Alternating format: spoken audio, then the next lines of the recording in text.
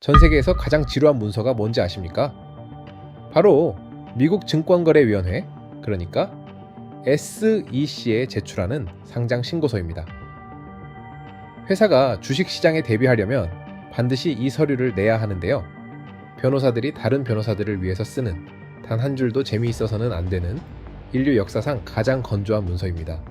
그런데 며칠 전 한 회사가 이 서류를 제출했고 그 순간 전 세계 금융계가 술렁이기 시작했습니다. 바로 일론 머스크의 스페이스 X입니다. 한국 시간으로 5월 21일 목요일 새벽, 스페이스 X가 마침내 베일을 벗었습니다. 우주에서 돈을 벌 수 있다는 걸 현실로 증명한 사실상 전 세계에서 유일한 기업.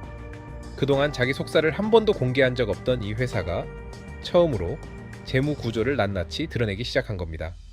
그리고 이 상장은 그냥 상장이 아닙니다. 주식시장이 생긴 이래 역대 최대 규모의 돈이 몰릴 것이 확실한 말 그대로 지상 최대의 기업 공개입니다. 그런데 오늘 제가 이 영상을 끝까지 보시라고 말씀드리는 이유가 있습니다. 대부분의 뉴스는 이렇게 말합니다. 일론 머스크가 우주에 거대한 불을 쌓아 올린다. 인류를 화성으로 데려간다. 드디어 우리도 그 꿈에 올라탈 기회가 왔다. 다 맞는 말처럼 들립니다. 그런데 제가 그 상장 신고서를 한 줄 한 줄 직접 뜯어봤더니 뉴스가 절대 말해주지 않는 세 가지 진실이 그 안에 숨어 있었습니다. 첫째, 이 회사는 사실 우리가 아는 그 우주 회사가 아닙니다. 둘째, 여러분이 이 주식을 산다는 건 회사의 주인이 되는 게 아닙니다. 셋째, 정작 진짜 돈은 스페이스 X가 아니라 전혀 다른 곳에서 벌릴 수도 있습니다. 지금부터 화려한 헤드라인 뒤에 숨은 이 진실들을 하나도 빠짐없이 짚어드리겠습니다. 그리고 마지막에는 그래서 우리 같은 평범한 투자자가 도대체 어떻게 해야 하는지 가장 현실적인 결론까지 내려드리겠습니다. 자, 먼저 기본부터 정리하고 가겠습니다. 상장, 영어로 IPO, 우리말로는 기업 공개입니다. 비상장 회사가 처음으로 주식시장에 자기 주식을 내다 파는 걸 말합니다. 회사 입장에서 IPO는 한마디로 낯선 사람들에게 돈을 받는 대신 회사의 일부를 떼어주는 일입니다. 그동안 소수의 큰손 투자자들에게만 돈을 받아왔다면 이제부터는 주식시장을 통해 전 세계 누구에게나 돈을 받을 수 있는 통로를 여는 거죠. 그런데 이 통로를 열려면 대가가 있습니다. 회사의 속살을 다 보여줘야 합니다. 매출은 얼마인지, 손실은 얼마인지, 빚은 얼마이고, 사업의 위험 요소는 무엇인지, 이 모든 걸 정해진 양식에 맞춰 적은 서류를 제출해야 하는데 그게 바로 우리가 흔히 투자 설명서라 부르는 문서입니다. 조금 더 풀어서 설명드리겠습니다. 비상장 회사일 때는 회사가 자기 정보를 거의 공개하지 않아도 됩니다. 그래서 스페이스 X가 정확히 얼마를 벌고 얼마를 잃는지 외부 사람들은 추측만 할 수 있었습니다. 언론에 흘러나오는 단편적인 숫자, 투자 라운드에서 인정받은 가치, 그런 조각들로만 회사의 모습을 짐작했죠. 그런데 상장을 하는 순간 이 모든 게 끝납니다. 회사는 분기마다, 그러니까 석 달에 한 번씩 매출과 이익과 손실을 정확한 숫자로 공개해야 합니다. 그리고 그 숫자가 시장의 기대에 못 미치면 주가는 가차없이 떨어집니다. 비상장이라는 안락한 성 안에서는 꿈만 팔아도 됐지만 상장이라는 광장에 나오는 순간 매 분기 성적표로 평가받게 되는 겁니다. 이게 바로 머스크가 그동안 상장을 미뤄온 진짜 이유이기도 합니다. 그가 그리는 꿈은 너무 길고 너무 커서 분기별 성적표라는 잣대에 잘 맞지 않으니까요. 그렇다면 여기서 첫 번째 질문이 떠오릅니다. 스페이스 X 같은 회사가 왜 굳이 하필 지금 이 가림막을 걷어내는 걸까요? 생각해보면 이상한 일입니다. 그동안 일론 머스크는 스페이스 X 상장에 대단히 신중했습니다. 화성에 정기적으로 사람을 보낼 수 있게 되기 전까지는 상장하지 않겠다, 이런 취지의 말을 여러 차례 해왔습니다. 상장을 하면 분기마다 실적을 발표해야 하고 주주들 눈치를 봐야 하고 단기 성과에 휘둘리게 되니까요. 머스크처럼 길게 크게 보는 사람에게는 상장이 오히려 족쇄가 될 수 있습니다. 그런 머스크가 마음을 바꿨습니다. 이유는 단순합니다. 돈입니다. 그것도 지구상의 어떤 소수 투자자 집단도 감당할 수 없는 규모의 돈이 필요해진 겁니다. 그 돈이 왜 필요한지는 잠시 뒤에 아주 충격적으로 밝혀집니다. 이제 본격적으로 숫자를 들여다보겠습니다. 마음의 준비를 하시는 게 좋습니다. 이 숫자들은 평소 우리가 다루던 단위를 아득히 넘어섭니다. 먼저 상장하는 시장은 나스닥이고 종목 약칭은 SPCX입니다. 상장 전 스페이스 X의 기업 가치는 시장 보도 기준으로 1조 7,500억 달러에서 2조 달러 사이로 거론됩니다. 우리가 평소 듣던 조 단위 회사들과는 차원이 다릅니다. 이 규모를 어떻게 체감해야 할까요? 우리나라 대표 기업 삼성전자. 최근 주가가 크게 오르면서 시가총액 1조 달러를 넘겼다는 소식이 들려왔죠. 한국 사람이라면 누구나 삼성전자 정말 큰 회사구나 하고 느끼는 그 규모입니다.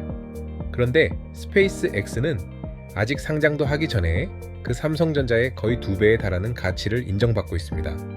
그렇다면 이 회사가 이번 상장에서 끌어모으겠다는 돈은 얼마일까요?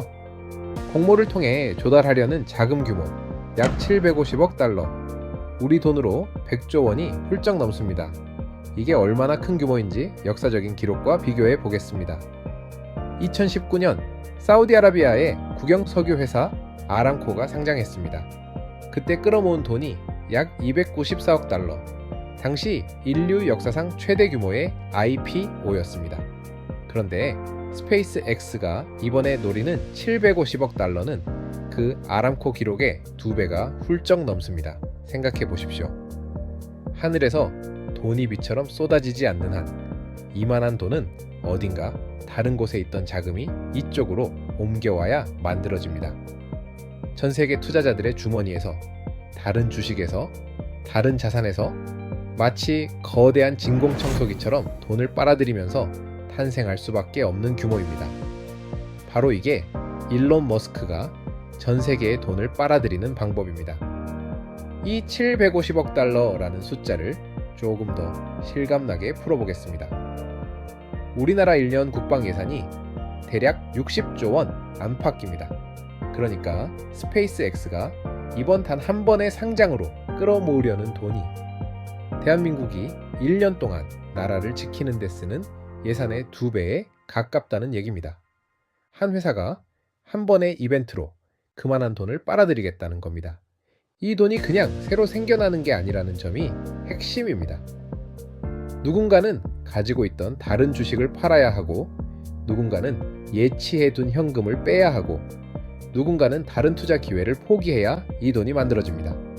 그래서 거대한 상장은 단순히 한 회사의 잔치가 아니라 시장 전체의 돈의 흐름을 바꿔놓는 사건이 되는 겁니다. 큰 별이 주변의 모든 것을 중력으로 끌어당기듯 스페이스 X라는 별이 전 세계 자금을 끌어당기기 시작한 겁니다. 그런데 본론에 들어가기 전에 한 가지는 분명히 짚고 가야 공정합니다. 스페이스 X가 이렇게 거대한 가치를 인정받는 데는 그럴 만한 진짜 이유가 있다는 겁니다. 도대체 이 회사는 어떻게 우주를 현실적인 돈 덩어리로 보이게 만든 걸까요? 모든 것의 출발점은 단 하나의 혁신이었습니다. 바로 재사용 로켓입니다. 생각해 보십시오. 스페이스 X 이전의 로켓들은 임무를 마치고 나면 그냥 버려졌습니다. 종이컵도 아닌데 한번 쓰고 버리는 일회용이었던 겁니다. 지구 위를 날아다니는 비행기보다 훨씬 비싼 물건을 만들어서 딱 한 번 쓰고 바다에 빠뜨리는 셈이었죠. 매번 새 비행기를 만들어 한 번만 띄우고 폐기한다고 상상해 보십시오. 항공산업이 성립할 수가 없겠죠. 우주도 마찬가지였습니다. 우주에 아무리 큰 기회가 있다 한들 그 살인적인 비용을 감당하면서 돈을 벌 수 있는 일은 거의 없었습니다. 그런데 스페이스 X가 그 상식을 깼습니다. 로켓을 비행기처럼 계속 다시 쓸 수 있게 만든 겁니다. 발사한 로켓의 추진체가 우주 끝까지 갔다가 다시 지구로 내려와 정확히 착륙합니다. 그리고 점검을 거쳐 또 발사됩니다. 이건 단순한 혁신이라는 말로는 부족합니다. 우주산업 전체의 전환점이었습니다. 숫자로 보면 더 충격적입니다. 예전에는 지구에서 가까운 저궤도에 1kg짜리 물체를 올리는데 거의 1억 원이 들었습니다. 그런데 스페이스 X의 재사용 로켓 덕분에 이제는 같은 1kg을 약 230만 원이면 올릴 수 있습니다. 1억 원에서 230만 원으로 비용이 수십 분의 1로 줄어든 겁니다. 그러니 전 세계에서 우주에 무언가를 올리고 싶은 모든 사람들이 스페이스 X 앞에 줄을 설 수밖에 없습니다. 우리나라도 위성을 쏘고 싶으면 스페이스 X의 재사용 로켓에 예약이 잡히길 기다려야 합니다. 발사 횟수를 보면 그 압도적인 위상이 더 분명해집니다. 스페이스 X는 2020년에 연간 25번 로켓을 발사했는데 불과 5년 만인 지난해에는 무려 165번을 발사했습니다. 한 번 쓰고 버려야 했던 로켓 추진체를 이제는 한 대당 최대 33번까지 재사용합니다. 지난해 미국에서 이뤄진 전체 로켓 발사의 85%를 스페이스 X 한 회사가 해냈습니다. 그러니까 이 회사가 사기라거나 가치가 없다는 게 아닙니다. 진짜 혁신을 이뤄낸 진짜 대단한 회사가 맞습니다. 다만 진짜 대단한 회사와 1조 7,500억 달러의 가치가 있는 회사는 전혀 다른 이야기라는 겁니다. 바로 이 간극을 지금부터 파헤쳐 보겠습니다. 자, 그럼 이제 첫 번째 진실로 들어가 보겠습니다. 이 회사는 사실 우리가 아는 그 우주 회사가 아닙니다. 무슨 소리냐고요? 지난 20년간 스페이스 X를 지켜봤다면 여러분은 이 회사를 로켓 회사라고 생각하실 겁니다. 최근 몇 년 스타링크가 빠르게 커지는 걸 보면서 위성 인터넷 회사로 인식을 업데이트했을 수도 있고요. 그런데 이번 상장 신고서를 읽어보면 깜짝 놀라게 됩니다. 스페이스 X는 지금 스스로를 인공지능 회사라고 부르고 있습니다. 이게 과장이 아닙니다. 서류에 따르면 이 회사가 노리는 전체 시장의 무려 93%가 인공지능에서 나온다고 적혀 있습니다. 그리고 자본 지출 내역을 보면 전체 투자의 약 60%가 이미 인공지능 인프라로 향하고 있습니다. 로켓 회사가 아니라 사실상 인공지능의 회사의 운명을 건 겁니다. 서류는 사업을 세 부분으로 나눠놨습니다. 우주, 통신, 그리고 인공지능. 자, 그럼 이 세 부문이 실제로 돈을 벌고 있는지 봅시다. 2026년 1분기, 그러니까 올해 첫 석 달 동안 실제로 로켓을 만들고 쏘아 올리는 우주 부문은 6억 6천만 달러를 잃었습니다. 위성 인터넷인 스타링크 통신 부문은 11억 달러의 흑자를 냈습니다. 그리고 인공지능 부문은 단 석 달 만에 25억 달러를 잃었습니다. 정리하면 이렇습니다. 이 회사에서 실제로 돈을 버는 사업은 위성 인터넷, 스타링크 하나뿐입니다. 나머지는 전부 돈을 잃고 있습니다. 머스크가 이 회사를 인공지능 회사라고 부를 때 그 말의 진짜 의미는 이겁니다. 유일하게 돈을 버는 사업이 돈을 펑펑 까먹는 인공지능 모험에 자금을 대주고 있다. 그러면서 동시에 머스크는 주식시장 투자자들에게 이렇게 설득하고 있는 겁니다. 바로 그 돈을 까먹는 인공지능 모험이야말로 이 회사가 1조 7,500억 달러의 가치가 있는 이유라고 말이죠. 화성에 의식을 옮긴다는 거창한 이야기를 다 걷어내고 오로지 손익계산서만 들여다보면 스페이스 X의 재무 현실은 상당히 서늘합니다.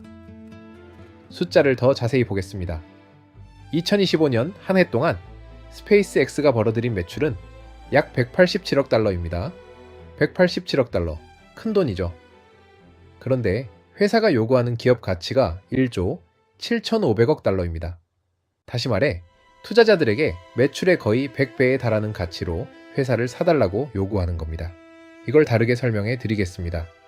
만약 스페이스 X를 미국 대표 지수인 S&P 500에 지금 집어넣는다면 시가총액으로는 무려 7번째로 큰 회사가 됩니다.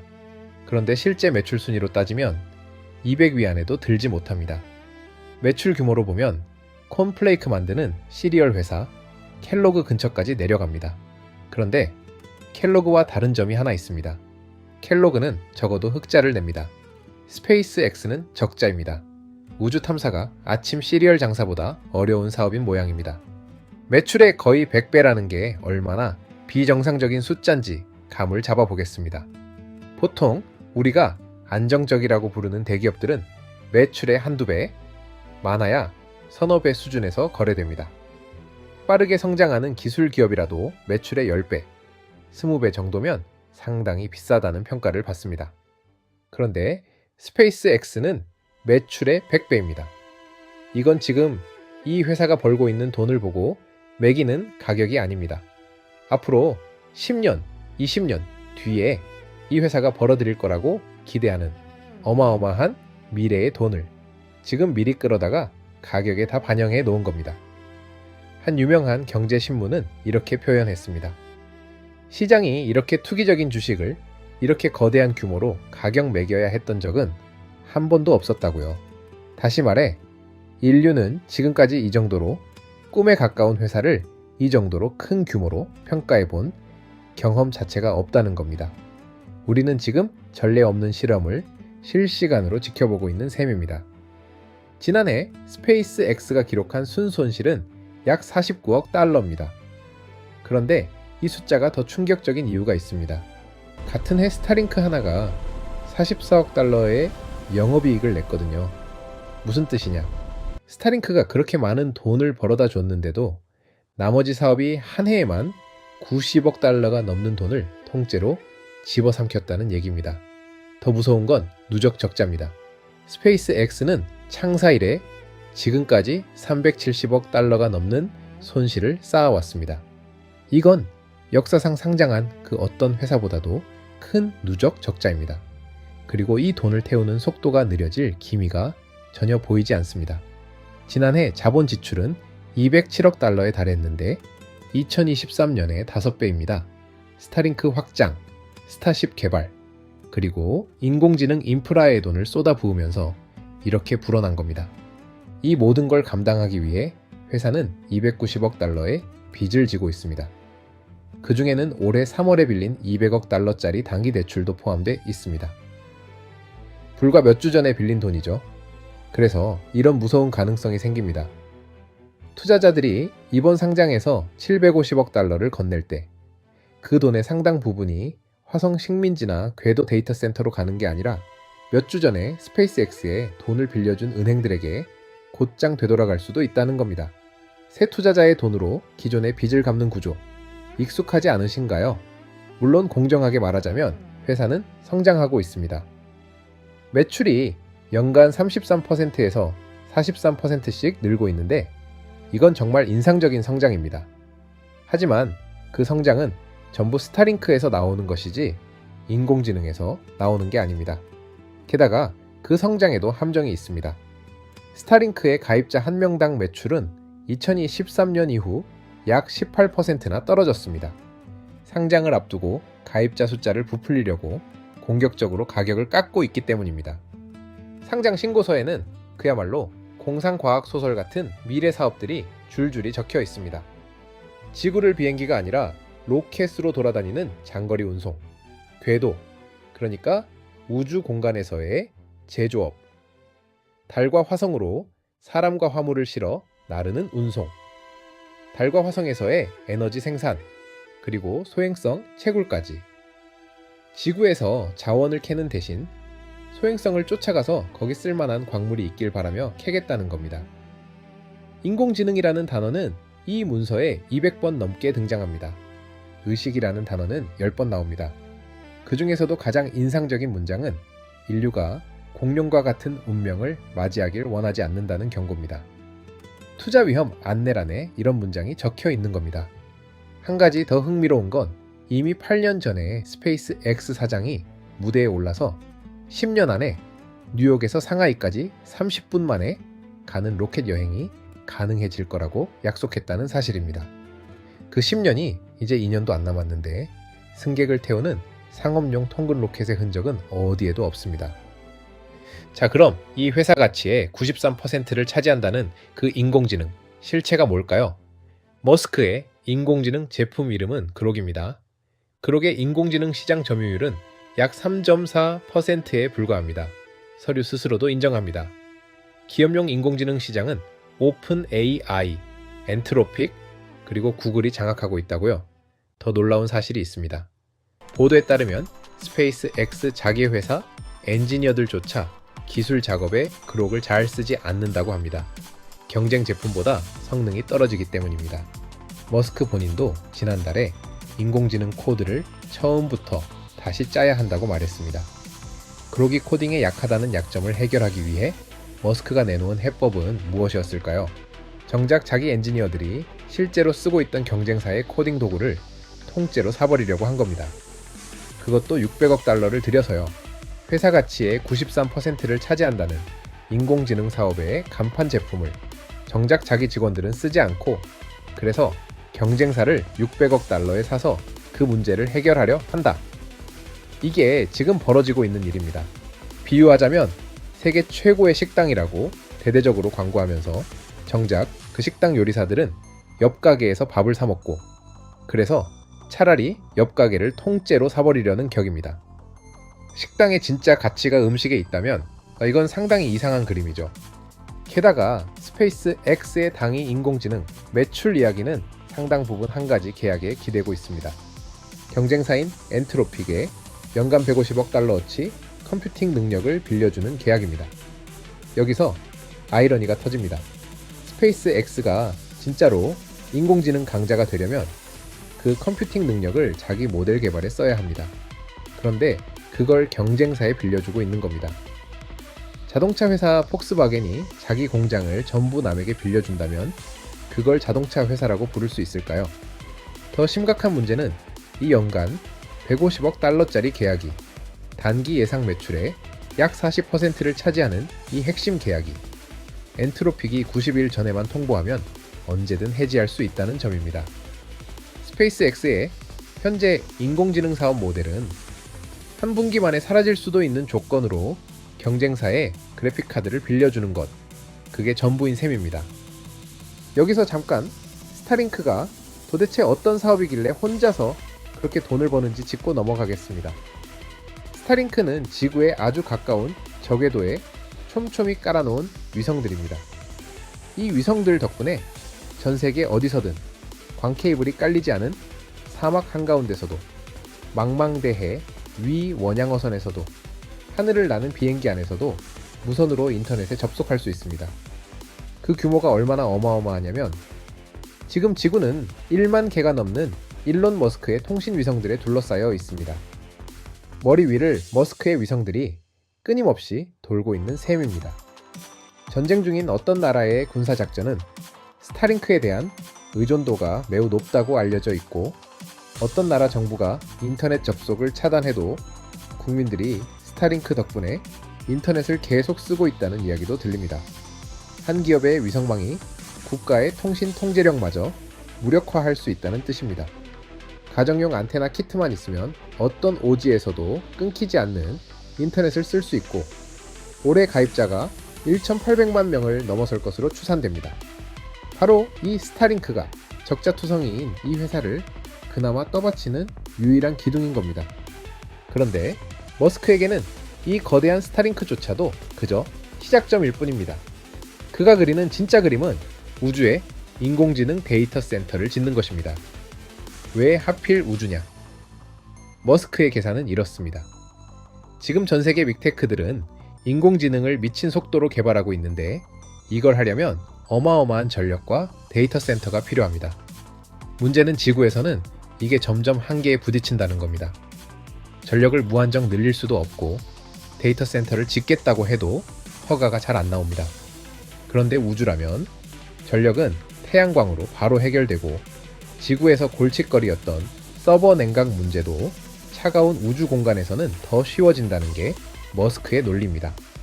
이게 바로 이 회사가 스스로를 인공지능 회사라고 부르는 배경이고, 동시에 이번 상장으로 그 막대한 돈을 끌어모으려는 이유입니다. 꿈은 정말 거대합니다. 문제는 그 꿈과 지금의 현실 사이에 놓인 거리가 얼마나 먼가 하는 점입니다. 실제로 엔트로픽의 분기 매출은 이미 스페이스 X 인공지능 부문 전체 매출의 거의 2배입니다. 엔트로픽과 오픈 AI는 둘 다 약 1조 달러 가치로 상장을 추진 중이라고 알려져 있습니다. 그런데 스페이스 X는 정작 직접 경쟁사들이 이기고 있는 그 시장을 근거로 1조 7,500억 달러를 요구하고 있는 겁니다. 이번 서류에서 가장 황당한 발견 중 하나를 말씀드리겠습니다. 혹시 테슬라의 사이버 트럭, 그 각진 픽업 트럭을 도대체 누가 사는 건지 궁금하셨던 적 있나요? 스페이스 X 상장 서류가 그 답을 줍니다. 바로 스페이스 X가 샀습니다. 서류에 따르면 스페이스 X는 지난해 테슬라로부터 6억 5천만 달러 어치 물건을 사들였습니다. 그중 1억 3,100만 달러가 사이버 트럭에 쓰였는데 그것도 할인 한 푼 없이 전부 정가로 샀습니다. 대략 1,500대 분량입니다. 한때 2025년 4분기에는 미국에서 등록된 전체 사이버 트럭의 18%를 스페이스 X 한 회사가 사들였습니다. 내가 지배하는 한 회사의 주주돈으로 내가 지배하는 또 다른 회사의 판매 실적을 떠받친다. 그것도 두 회사 모두 큰 금융 이벤트를 앞둔 시점에. 이건 일반적으로 바람직한 기업 지배 구조라고 보기 어렵습니다. 사이버 트럭 이야기에는 작은 미스터리도 하나 딸려 있습니다. 스페이스 X는 지난해 테슬라로부터 약 6억 5천만 달러 어치를 샀다고 적었는데 테슬라는 스페이스 X에 5억 7,300만 달러 어치를 팔았다고 적었습니다. 두 숫자 사이에 7,700만 달러가 사라진 겁니다. 두 회사 모두 머스크가 지배하는 회사인데 같은 거래의 금액이 7,700만 달러나 차이가 난다는 건 그 자체로 흥미로운 대목입니다. 그런데 몇천 대의 비싼 픽업 트럭은 이 서류에 담긴 관계사 거래 중에서는 가장 사소한 축에 속합니다. 더 큰 문제가 있습니다. 스페이스 X 이사회에 앉아있는 한 인물이 동시에 사모펀드를 운영하고 있습니다. 그런데 서류에 따르면 스페이스 X와 그 인공지능 자회사는 그 인물과 연결된 회사들과 맺은 계약으로 200억 달러가 넘는 인공지능 인프라 임대 의무를 지고 있습니다. 회사를 감독해야 할 이사가 정작 그 회사와 200억 달러 규모의 고금리 금융 거래로 얽혀 있는 겁니다. 쉽게 말해 심판이 동시에 선수로 뛰고 있는 상황입니다. 이런 구조에서 과연 누가 누구를 견제할 수 있을까요? 이쯤에서 한번 생각해 봐야 합니다. 이번 상장으로 가장 명백하게 이득을 보는 사람은 누구일까요? 화성에 가려고 애쓰는 스페이스 X 엔지니어들이 아닙니다. 머스크가 과거 한 소셜미디어 회사를 인수하면서 졌던 막대한 빚 때문에 곤란한 처지에 놓였던 벤처 캐피털과 은행들입니다. 인공지능 회사를 스페이스 X에 합병시키면서 그 빚에 묶여있던 돈줄들이 스페이스 X 주식으로 깔끔하게 정리됐습니다. 그것도 역사상 최대 규모의 상장 직전이라는 절묘한 타이밍에 말이죠. 그리고 이 상장을 주관하는 은행은 무려 23곳입니다. 23개 은행이 서류 표지에 자기 이름을 빼곡히 올렸고 이 상장에서 그들이 챙길 수수료는 월스트리트 역사상 가장 짭짤한 상장 수수료가 될 거라는 평가가 나옵니다. 누군가는 우주로 가고 누군가는 그 옆에서 조용히 돈을 챙기는 겁니다. 이제 두 번째 진실로 넘어가겠습니다. 여러분이 이 주식을 산다는 건 회사의 주인이 되는 게 아닙니다. 이게 무슨 뜻인지 지금부터 차근차근 설명드리겠습니다. 핵심은 차등 의결권이라는 구조입니다. 쉽게 설명드리죠. 보통 우리가 아는 주식은 한 주에 한 표의 의결권을 갖습니다. 주식을 많이 가진 사람이 회사 운영에 더 큰 목소리를 내는 거죠. 지극히 상식적입니다. 그런데 차등 의결권 구조에서는 같은 한 주라도 의결권의 무게가 다릅니다. 스페이스 X의 경우 우리 같은 일반 투자자가 살 수 있는 건 클래스 A 주식인데 이 주식은 한 주에 한 표입니다. 반면 일론 머스크를 비롯한 몇몇 내부자들만 가질 수 있는 클래스 B 주식은 한 주에 무려 10표의 의결권을 갖습니다. 같은 한 주인데 우리 것보다 10배 무거운 표인 겁니다. 머스크는 스페이스 X 지분을 약 41%만 가지고 있습니다. 그런데 이 10배짜리 주식 덕분에 전체 의결권의 85% 이상을 혼자서 쥐게 됩니다. 무슨 뜻일까요? 회사의 모든 중요한 결정, 이사회 구성, 경영 방향, 합병, 무엇이든 머스크 혼자서 사실상 다 결정할 수 있다는 뜻입니다. 어떤 주주도 그를 해임할 수 없습니다. 나머지 모든 주주가 힘을 합쳐도 의결권이 너무 작아서 머스크를 견제할 수가 없습니다. 서류에는 이렇게 솔직하게 적혀 있습니다. 이 구조는 여러분이 회사의 중요한 사안과 이사 선임에 영향을 미칠 능력을 제한하거나 아예 차단할 것이다. 자기 입으로 주주의 권리가 제한된다고 명시해 둔 겁니다. 장치는 여기서 끝나지 않습니다. 머스크는 회사에 대한 자신의 지배권을 절대 잃지 않도록 만들어 놨습니다. 이번 서류에는 의결권이 아예 없는 클래스 C라는 새로운 주식까지 만들어 둔 게 드러났습니다. 이건 나중에 스페이스 X가 다른 회사를 사들일 때 이 의결권 없는 주식을 써서 머스크의 지배력을 조금 더 희석시키지 않으려는 장치입니다. 게다가 머스크가 언젠가 물러나더라도 자신의 초강력 의결권 주식을 신탁에 넣어서 자녀들에게 물려줄 수 있습니다. 사실상 왕조처럼 대를 이어 회사를 지배하겠다는 설계입니다. 그리고 결정적으로 주주가 회사를 상대로 소송을 거는 길도 막아놨습니다. 과거에 머스크는 또 다른 회사를 둘러싼 분쟁에서 자신에게 우호적인 법 환경을 가진 주로 회사 등록지를 옮긴 전력이 있습니다. 현재 스페이스 X가 등록된 곳에서는 회사를 상대로 주주 대표 소송을 걸려면 최소 회사 지분의 3%를 가지고 있어야 합니다. 지금 기업 가치로 따지면 약 520억 달러어치 주식입니다.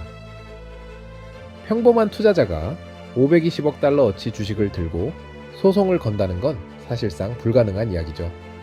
게다가 소송에서 이기려면 단순히 회사가 잘못했다는 정도가 아니라 명백한 사기나 고의적 위법을 입증해야 합니다.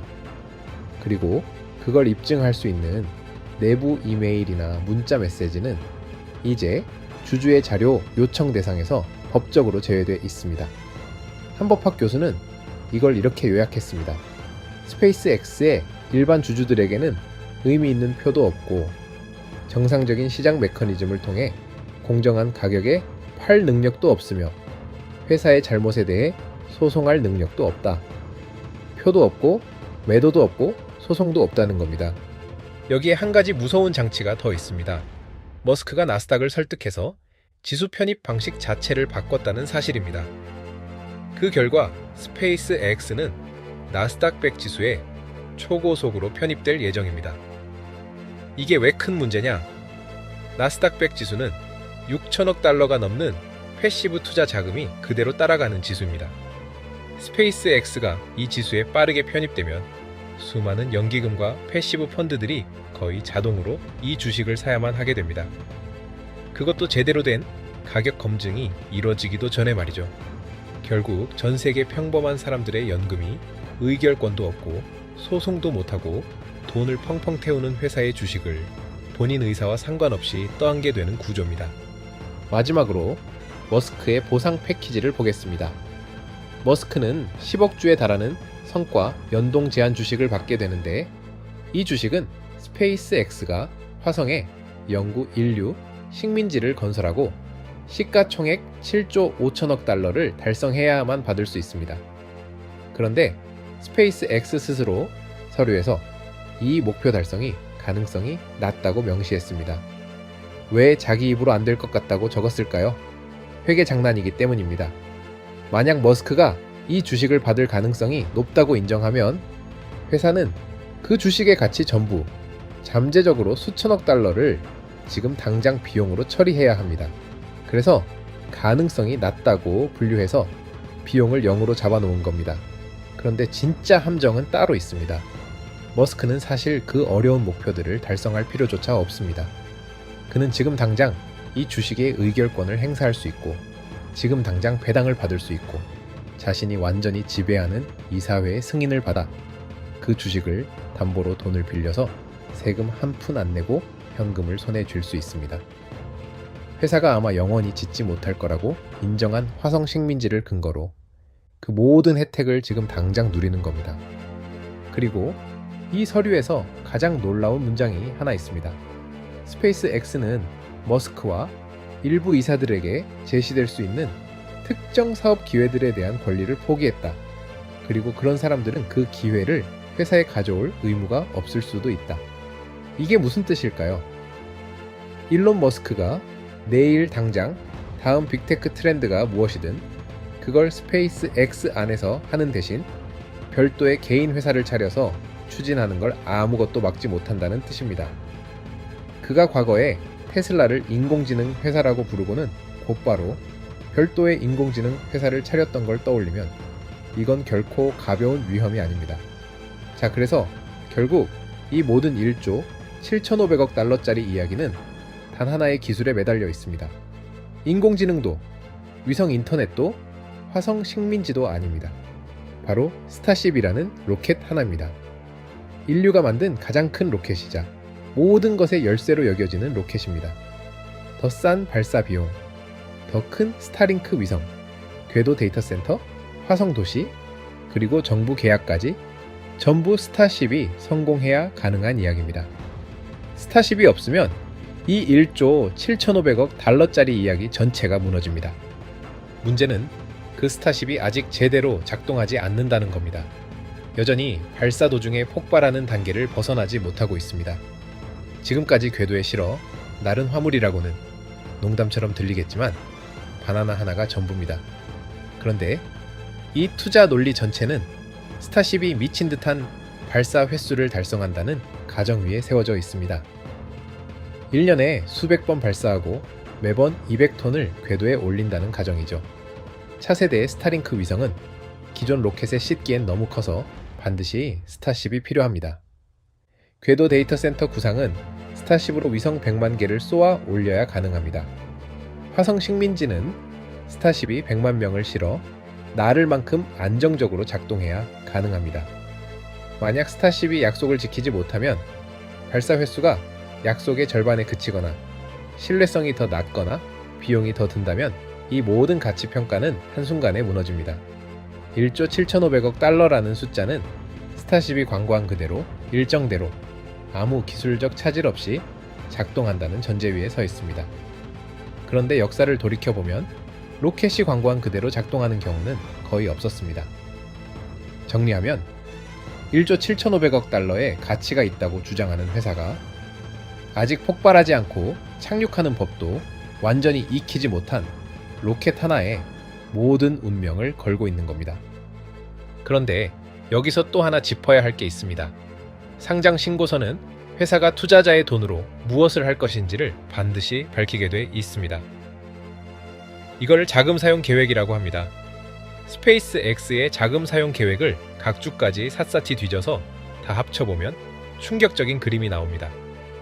이번 상장으로 모으는 돈은 500억에서 750억 달러인데 서류 곳곳에 숨어있는 약속들을 다 더하면 회사는 앞으로 몇 년간 약 2,350억 달러가 필요합니다.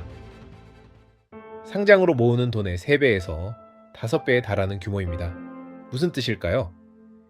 이번 상장은 자금 조달의 끝이 아니라 그저 시작일 뿐이라는 겁니다. 앞으로도 계속 어딘가에서 막대한 돈을 더 빨아들여야 한다는 얘기입니다. 이게 왜 중요하냐면 회사가 계속 돈을 더 모아야 한다는 건 두 가지를 의미하기 때문입니다. 첫째는 빚을 더 지거나 둘째는 주식을 더 찍어내는 겁니다. 빚을 더 지면 이자 부담이 커지고 주식을 더 찍어내면 기존 주주들의 지분 가치가 묽어집니다. 어느 쪽이든 지금 주식을 사는 투자자에게는 달갑지 않은 소식이죠. 다시 말해 이번 상장에 들어간 투자자는 한 번 돈을 넣는 걸로 끝이 아니라 앞으로 몇 년간 회사가 계속 손을 벌릴 때마다 그 부담을 함께 나눠 지게 될 가능성이 높다는 겁니다. 화성으로 가는 로켓의 연료를 채우는 일은 생각보다 훨씬 자주, 훨씬 많은 돈을 요구하는 일이니까요. 자, 그럼 이제 가장 중요한 세 번째 진실로 가보겠습니다. 정작 진짜 돈은 스페이스 X가 아니라 전혀 다른 곳에서 벌릴 수도 있습니다. 이 부분이 사실 오늘 영상에서 가장 실전적인 대목입니다. 월스트리트의 불편한 진실을 하나 말씀드리겠습니다. 스페이스 X처럼 거대한 회사가 상장할 때 그 상장은 여러분에게 돈을 벌어주려고 설계된 게 아닙니다. 초기 투자자들을 부자로 만들어주려고 설계된 겁니다. 한번 생각해 보십시오. 스페이스 X는 20년 된 회사입니다. 초창기에 들어간 사모펀드 투자자들은 이미 100배 수익을 올렸습니다. 100만 달러를 넣은 사람은 1억 달러가 됐고 1천만 달러를 넣은 사람은 10억 달러가 됐습니다. 그런데 문제가 있습니다. 그 돈이 묶여 있다는 겁니다. 상장된 주식이 아니니까 현금화할 수가 없어요. 서류상으로만 부자일 뿐 실제로는 그 돈을 쓸 수가 없습니다. 그래서 IPO가 바로 그들의 출구입니다. 출구. 정확히 그 표현이 맞습니다. 그들은 자기 주식을 팔고 나가는 겁니다. 누구에게 팔까요? 바로 여러분과 저, 일반 투자자에게 팝니다. 월스트리트는 이걸 출구 유동성이라고 부릅니다. 그리고 출구 유동성이라는 말이 가리키는 대상이 바로 우리 같은 개인 투자자입니다. 이런 일은 이미 여러 번 반복됐습니다. 우버, 리프트, 위워크 같은 회사들이 어마어마한 가치로 상장했고 내부자들은 현금을 챙겨 나갔으며 개인 투자자들은 그 후 몇 년간 피를 흘렸습니다. 여기서 꼭 알아둬야 할 개념이 하나 있습니다. 바로 보호예수, 영어로 락업 기간입니다. 상장 후 보통 6개월 동안은 내부자들이 주식을 팔지 못하도록 묶어두는 장치입니다. 그런데 바로 그 6개월이 끝나는 시점, 여기가 가장 위험합니다. 6년 가까이 이 회사에 묶여있던 기관 투자자들과 초기 투자자들이 락업이 풀리는 순간 일제히 차익 실현에 나섭니다. 그래서 주가가 그 시점에 크게 출렁이는 큰 폭의 하락이 자주 나타납니다. 첫 6개월 동안은 주가가 오르는 걸 지켜만 봐야 하고 6개월이 되는 순간 매물이 쏟아지는 거죠. 이게 IPO 직후 매수의 가장 큰 위험입니다. 이걸 좀 더 구체적인 장면으로 그려보겠습니다. 상장 첫날 스페이스 X 주식이 화려하게 데뷔합니다. 뉴스는 온통 축포를 터뜨리고 주가는 흥분 속에 치솟습니다. 개인 투자자들은 이 역사적인 순간을 놓칠세라 매수에 뛰어듭니다. 그렇게 6개월이 흐릅니다. 그리고 어느 날 락업이 풀립니다. 20년 가까이 이 회사에 돈을 묶어두고 100배 수익을 기다려온 초기 투자자들이 드디어 팔 수 있게 됩니다. 그들에게 지금 주가가 정당한가 아닌가는 별로 중요하지 않습니다. 이미 100배를 벌었으니 절반만 팔아도 인생이 바뀝니다. 그래서 매물이 쏟아집니다. 그 순간 주가는 출렁이고 첫날 흥분 속에 비싸게 산 개인 투자자들은 그 하락을 고스란히 떠안게 됩니다. 실제로 어떤 우주 관련 회사는 상장 후 연말까지 70% 넘게 떨어진 적도 있습니다. 그래서 노련한 투자자들은 오히려 이 락업 해제 이후의 하락 구간을 더 낮은 위험으로 들어갈 기회로 봅니다. 모두가 흥분하는 첫날이 아니라 모두가 실망하는 그 시점을 노리는 거죠. 그리고 한 가지 더. 스페이스X 펀더멘털이 아무리 강해도 상장 가치가 1조 5천억에서 2조 달러입니다. 이미 너무 거대합니다. 그래서 모든 게 완벽하게 풀려도 기대할 수 있는 수익은 길게 봐서 2배 정도입니다. 2배도 훌륭한 수익이지만 인생을 바꿔놓을 수준은 아닙니다. 정말 큰 돈을 넣을 수 있는 사람이 아니라면 말이죠. 여기서 발상의 전환이 필요합니다. 모두가 스페이스X에만 열광하는 동안 이미 상장돼 있는 다른 우주 관련 기업들을 보는 겁니다. 이미 상장한 회사들은 그 출구의 고통, 그러니까 락업 해제 같은 단계를 이미 겪었습니다. 그리고 이 회사들은 대부분 시가총액이 수십억 달러 수준에 불과합니다. 만약 그중 하나가 자기 분야에서 지배적인 사업자가 된다면 10배, 20배 혹은 그 이상도 가능합니다. 거대한 회사는 똑똑한 돈이 이미 다 벌어간 반면 작고 틈새에 있는 회사는 기회가 오히려 더 큰 겁니다. 게다가 이 회사들은 스페이스 X와 경쟁하지 않습니다. 오히려 스페이스 X가 성공하기를 바랍니다. 스페이스 X가 발사 비용을 낮추고 우주에 대한 접근을 열고 산업 전체의 토대와 열기를 만들어주니까요. 스페이스 X가 이기면 우주 산업 전체가 이깁니다. 그래서 시장 일부에서 주목하는 이미 상장된 우주 기업들을 몇 군데 살펴보겠습니다. 다만 이건 투자 추천이 아니라 시장에서 거론되는 사례를 소개하는 것이고 저는 금융 자문가가 아니라는 점을 분명히 말씀드립니다. 모든 투자 판단과 책임은 본인에게 있습니다. 첫 번째는 골드러시의 곡괭이와 삽 같은 회사입니다. 옛날 캘리포니아 골드러시 때 정작 돈을 번 사람은 금을 캐던 광부가 아니라 그들에게 곡괭이와 삽, 청바지를 팔던 사람들이었죠. 우주 산업에도 그런 곡괭이와 삽 역할을 하는 회사가 있습니다. 우주 인프라를 만드는 회사인데 위성에 들어가는 태양광 패널, 안테나, 센서, 로봇 시스템, 그리고 우주에서의 제조 기술을 만듭니다. 모든 위성은 전력이 필요하고 모든 우주선은 안테나가 필요하며 모든 우주정거장은 구조 부품이 필요합니다. 이 회사는 로켓을 쏠 필요도 달에 착륙할 필요도 없습니다. 그저 우주 활동이 늘어나기만 하면 됩니다. 모두가 자기네 부품을 필요로 하니까요.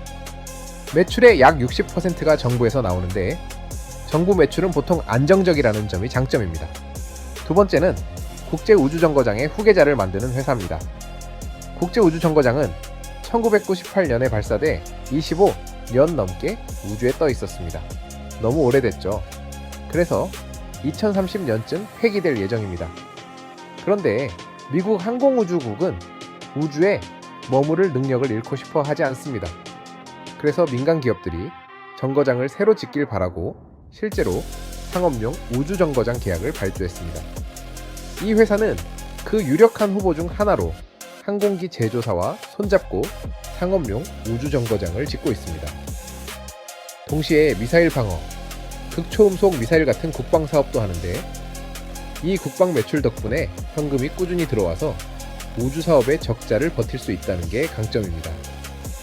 다만 이 회사도 상장 후 한때 70% 넘게 떨어진 적이 있다는 점은 기억해야 합니다.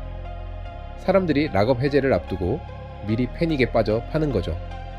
그래서 오히려 IPO 자체를 사는 것보다 그 하락 이후에 들어가는 게 더 낮은 위험의 진입점이 될 수 있습니다. 세 번째는 발사체 회사입니다. 발사 회사 하면 스페이스 X와 또 다른 유명 회사만 떠올리기 쉽지만 레이더망 아래에서 조용히 날아오르는 회사가 있습니다. 소형 위성을 쏘아 올리는 작은 로켓을 주력으로 하면서 더 큰 화물 시장을 노리는 중형 로켓도 개발 중입니다. 이미 항공우주국 임무에 선정됐고 실제로 달에 착륙한 적도 있습니다. 미국군은 위협이 생기면 위성을 아주 빠르게 띄울 수 있는 능력을 원하는데 이 회사가 바로 그런 일을 잘합니다. 매출 성장이 빠르게 가속되고 있고 현금도 어느 정도 확보되어 있습니다. 네 번째는 정말 작은 회사입니다. 시가총액이 매우 작아서 기관들의 레이더에 잡히지 않는 회사인데 군사용 임무 핵심 전자 부품과 전원 장치를 만듭니다. 전장이나 우주 환경에서도 견디는 초강력 디스플레이와 제어판, 햇빛 아래서도 읽을 수 있는 화면, 그리고 끊기지 않는 고신뢰성 전원 장치 같은 걸 만듭니다. 이렇게 작은 회사는 매출이 작기 때문에 2배만 늘어도 100% 성장이고 단 한 곳에 큰 손만 들어와도 주가가 폭발할 수 있습니다. 물론 그만큼 위험도 극단적으로 큽니다. 이런 초소형 종목은 반드시 아주 작은 비중으로만 접근해야지 그렇지 않으면 광기에 가깝습니다. 이걸 위험과 보상으로 한번 정리해 보겠습니다. 인프라 회사는 중간 위험, 중간 보상, 우주정거장 회사는 높은 위험, 잠재적으로 높은 보상, 가장 작은 회사는 가장 높은 위험. 가장 안전한 건 인프라 회사지만 안전하다는 게 위험이 없다는 뜻은 절대 아닙니다. 그저 초소형 종목보다 위험이 덜하다는 의미일 뿐입니다. 그렇다면 우리는 이걸 어떻게 다뤄야 할까요? 먼저 계획을 세워야 합니다. 자신의 위험 감내 수준을 정확히 알아야 합니다. 특별히 강한 확신이 없다면 우주 관련 투자는 전체 자산의 최대 5% 정도로 제한하는 게 합리적입니다. 무엇이 핵심 종목이고 무엇이 성장 종목인지 구분하고 계약 수주 같은 촉매를 지켜봐야 합니다. 그리고 여기서 정말 중요한 것이 변수가 하나 있습니다. 스페이스 X 자체가 시장의 돈을 엄청나게 빨아들일 거라는 점입니다. 지금은 시장이 최고조로 올라와 있는 상황입니다. 그런데 이 거대한 회사가 수백억 달러를 빨아들이면 사람들이 다른 자산을 팔아서 스페이스 X를 사려고 할 수 있습니다. 그게 바로 월스트리트가 걱정하는 부분입니다. 특히 비트코인이 그렇습니다. 비트코인 투자는 나스닥 기술주 투자와 흐름이 상당히 겹칩니다. 스페이스 X가 전 세계에서 비트코인을 7번째로 많이 보유한 기업이라 호재라는 시각도 있지만 동시에 상장 초기에 기술주와 암호화폐로 가던 자금이 스페이스 X 쪽으로 분산되면서 단기적으로는 비트코인의 악재가 될 수 있다는 예상도 나옵니다. 거기에 더해 지금 상당한 인플레이션 위험이 감지되면서 미국과 일본은 물론 우리나라까지 금리를 다시 올리는 사이클로 갈 수 있다는 분석까지 나옵니다. 그렇게 되면 아무리 스페이스 X라도 금리 변화에 따른 증시 조정을 피해 가기는 어렵습니다. 그리고 이 모든 논의의 큰 배경을 한번 짚고 가겠습니다. 우주 경제는 지금 전 세계적으로 약 5천억 달러 규모로 추산됩니다. 그런데 2035년쯤에는 약 2조 달러 가까이 커질 거라는 전망이 많습니다. 10년 만에 4배로 불어나는 거대한 시장이라는 얘기입니다. 이건 단순한 숫자가 아닙니다. 위성통신, 지구 관측, 우주 관광, 자원 채굴, 그리고 우주 기반 인공지능까지 지금은 공상과학처럼 들리는 분야들이 하나씩 현실의 산업으로 바뀌어간다는 의미입니다. 그래서 장기적으로 우주에 투자한다는 방향 자체는 결코 틀린 게 아닙니다. 문제는 언제나 그렇듯 무엇을 어떤 가격에 어떤 타이밍에 사느냐입니다. 거대한 파도가 오는 건 맞는데 그 파도에 올라탈 때 어떤 보드를 고르느냐에 따라 결과가 완전히 달라지는 겁니다. 그리고 가장 비싸고 가장 화려한 보드가 반드시 가장 멀리 가는 보드는 아니라는 점을 기억해야 합니다. 자, 그럼 한국 투자자 입장에서 가장 현실적인 이야기를 해보겠습니다. 안타깝게도 이번 상장의 공모주 청약에 국내에서 참여할 수 있는 길은 사실상 거의 없습니다. 스페이스X에 투자한 것으로 유명한 한 국내 증권사가 공모 물량 일부를 국내에서 청약받아 보겠다고 추진하긴 했지만 성사되긴 어려워 보입니다.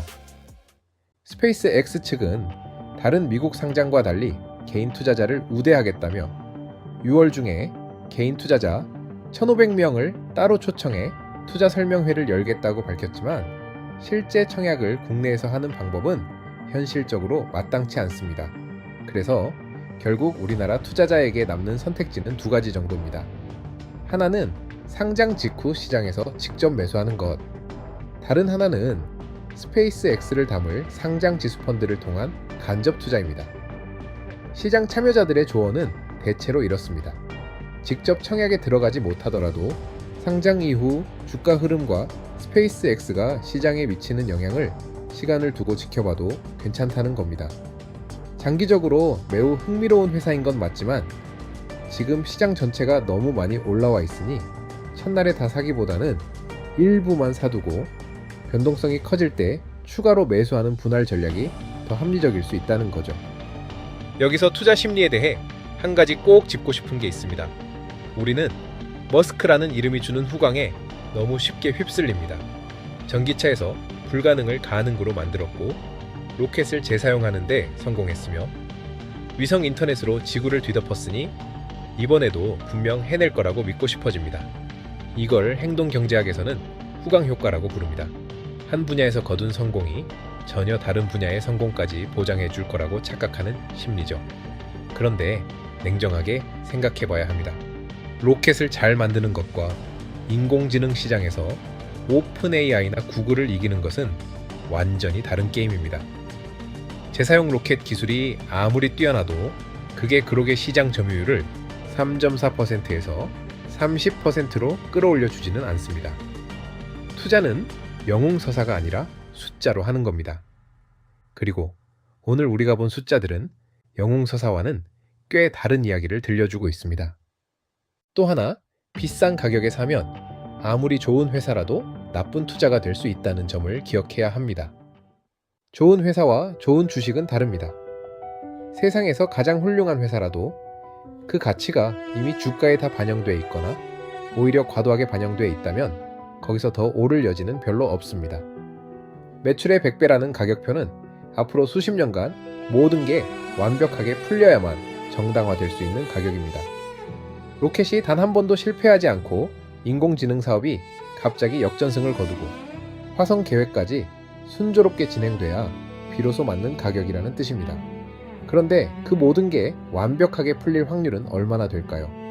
그리고 그중 하나라도 어긋나면 그 비싼 가격표는 어떻게 될까요? 이게 우리가 흥분을 가라앉히고 반드시 던져야 할 질문입니다. 사실 이 모든 걸 하나의 비유로 정리하면 이렇습니다. 스페이스 X 상장은 세상에서 가장 유명한 선장이 모는 거대한 배에 올라타는 것과 같습니다. 그 선장은 이미 여러 번 불가능해 보이는 항해를 성공시킨 전설적인 인물입니다. 배는 웅장하고 깃발은 화려하며 부둣개는 구경꾼이 가득합니다. 그런데 이 배에 올라탈 때 계약서를 자세히 읽어보면 이렇게 적혀 있습니다. 항로는 전적으로 선장이 정하며 승객은 어떤 의견도 낼 수 없다. 배가 가라앉아도 선장에게 책임을 물을 수 없다. 그리고 선장이 약속한 목적지인 화성에 도착하지 못할 가능성이 높다는 걸 선장 본인도 인정한다. 그럼에도 불구하고 사람들은 이 배에 올라탑니다. 왜냐하면 그 선장과 함께 항해한다는 것 자체가 그들에게는 충분한 이유이기 때문입니다. 그게 나쁘다는 게 아닙니다. 다만 자기가 무엇에 올라타는지는 정확히 알고 타야 한다는 겁니다. 목적지에 대한 베팅인지 아니면 선장이라는 사람에 대한 베팅인지 말이죠. 이제 오늘 살펴본 모든 걸 하나로 묶어서 결론을 내려보겠습니다. 지금까지 우리는 화려한 헤드라인을 걷어내고 상장 서류 속에 적힌 실제 숫자와 구조를 하나하나 들여다봤습니다. 그 과정에서 드러난 그림은 뉴스가 들려주던 장밋빛 이야기와는 사뭇 달랐습니다. 우리는 처음에 세 가지 진실을 약속했습니다. 첫째, 이 회사는 우리가 아는 그 우주 회사가 아니라 사실상 인공지능의 운명을 건 회사라는 것. 그리고 그 인공지능 사업은 아직 시장 점유율 3.4%의 약자이며 핵심 매출조차 90일이면 사라질 수 있는 경쟁사 계약에 기대고 있다는 것. 둘째, 여러분이 이 주식을 산다는 건 회사의 주인이 되는 게 아니라는 것. 의결권의 85%를 머스크 한 사람이 쥐고 일반 주주에게는 의미 있는 표도, 공정한 매도 기회도, 소송할 권리도 사실상 주어지지 않는다는 것. 셋째, 정작 진짜 기회는 스페이스 X 자체가 아니라 그 열기를 타고 함께 떠오를 수 있는 다른 곳에 있을 수도 있다는 것입니다. 그렇다면 스페이스 X에 투자한다는 건 도대체 무엇에 베팅하는 걸까요? 한 유명한 금융 칼럼니스트가 이걸 아주 정확하게 정리했습니다. 만약 당신이 일론 머스크에게 이래라 저래라 하려고 이 주식을 산다면 사지 마십시오. 그럴 권한이 없으니까요. 만약 우주 인공지능 사업에 노출되고 싶지만 현재 경영진에 대해 의구심이 있다면 사지 마십시오. 경영진을 바꿀 수 없으니까요. 그런데 만약 당신이 일론 머스크라는 사람을 좋아하고 그저 그와 함께 이 여정에 올라타고 싶은 거라면 그렇다면 맞습니다. 그게 바로 이 투자의 본질입니다. 나중에 머스크에게 실망하게 되더라도 그가 약속한 걸 지키지 않아서 속았다는 기분이 들더라도 그건 사실 머스크의 평소 방식 그대로일 뿐입니다. 정리하면 이렇습니다. 스페이스 X의 상장은 분명 우리 시대 가장 거대한 경제 사건 중 하나입니다. 인류가 우주를 돈으로 바꾼 최초의 회사가 이제 전 세계에 자금을 빨아들이며 다음 단계로 나아가려 합니다. 재사용 로켓이라는 진짜 혁신, 전 세계를 뒤덮은 스타링크 위성망, 그리고 인류를 다른 행성으로 데려가겠다는 원대한 꿈. 이 모든 게 진짜이고 이 모든 게 인상적입니다.